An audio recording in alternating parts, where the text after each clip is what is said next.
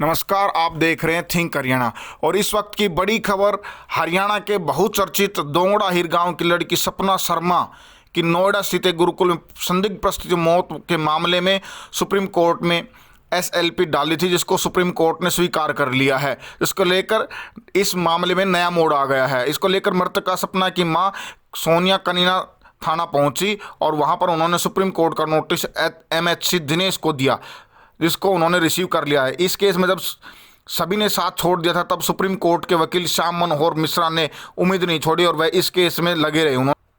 उन्होंने Chandigarh high court में कनीना में जो एफआईआर दर्ज कराई थी, उस केस की जांच सीबीआई से कराई जाए, इसको लेकर एप्लीकेशन डाली थी, जो कि हाई कोर्ट ने डिसमिस कर दिया था। हाई कोर्ट के उस ऑर्डर पर सुप्रीम कोर्ट में एसएलपी डाल दी थी, जिसको सुप्रीम कोर्ट ने एक्सेप्ट कर लिया और state of Haryana, Kanina SHO, Noida sector 49 SHO तथा सीबीआई को नोटिस दिया गया है। इस विषय में जब सपना की मां से सोनिया से बात की तो उन्होंने बताया कि सुप्रीम कोर्ट में एसएलपी स्वीकार हो जाने पर उन्हें अब न्याय की उम्मीद जगने लगी है। उन्होंने बताया कि हम तो शुरू से ही सीबीआई जांच की मांग कर रहे थे। आपको बता दें कि इस मामले में सुप्रीम कोर्ट के वकील श्याम मनोहर मिश्रा शुरू से इस केस को लेकर पीड़ित परिवार की निःशुल्क सहायता कर रहे हैं। सुप्रीम कोर्ट के वकील श्याम मनोहर मिश्रा ने बताया कि इस केस का उन्होंने सोशल मीडिया से जब पता चला तो दिल्ली से आकर पीड़ित परिवार से मिला था तथा आश्वासन दिया था कि निःशुल्क उसकी सहायता करूंगा।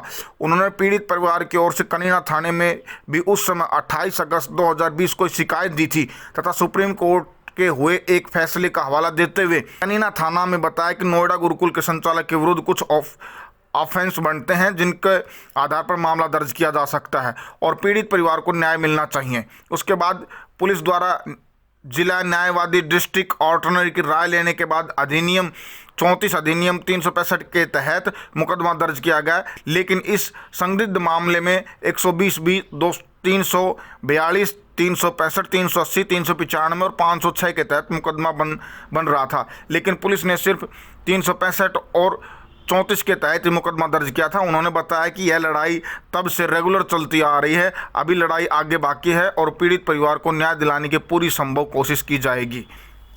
यह था मामला। आपको बता दें, दोंगड़ा हिर गांव की लड़की सपना शर्मा पुत्री नवीन की नोएडा स्थित आर्य कन्या गुरुकुल वेद धाम सोरखा में पढ़ती थी तथा 3 जुलाई 2020 को संदिग्ध परिस्थितियों में उसकी मौत हो गई थी।